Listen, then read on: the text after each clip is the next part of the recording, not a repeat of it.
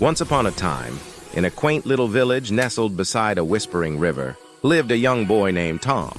Tom was known throughout the village for his bright eyes and even brighter smile, but also for his remarkable laziness. He loved to dream, to watch the clouds drift by, and to imagine grand adventures, but rarely did he translate these dreams into action. One sunny morning, his grandmother, a wise old woman with a twinkle in her eye, found him lounging under an apple tree. "Tom," she said gently, "the apples are ripe for picking, and the market opens early tomorrow." Tom sighed. "Later, Grandma, the sun is too warm for work." His grandmother smiled. "Time, my dear boy, is like that river flowing by.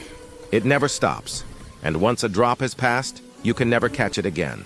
The power of using time wisely isn't just about doing things, it's about making every moment count."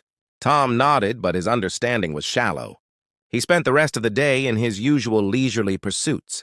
The next morning, as expected, the market opened, but Tom had no apples to sell. His grandmother, however, had a basket full of freshly picked, glistening red apples.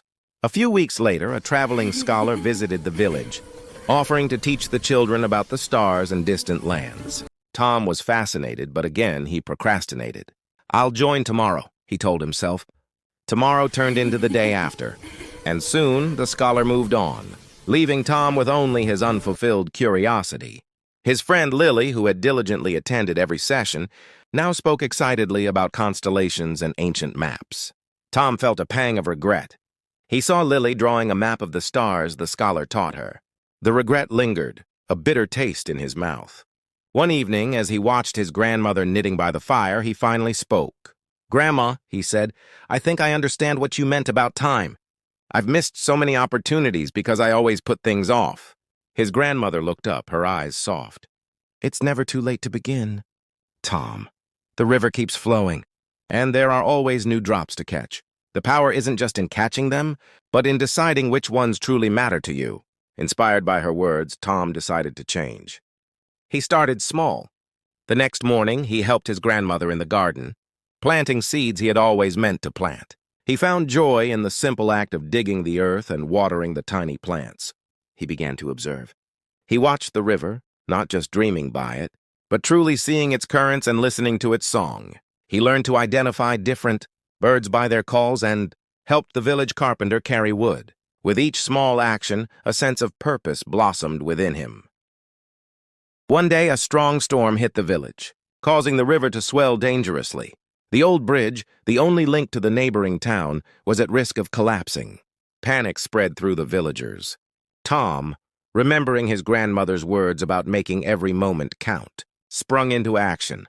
He had spent time with the carpenter and learned how to tie strong knots and reinforce structures. He quickly gathered a few friends, and together they worked tirelessly, securing the bridge with ropes and extra planks.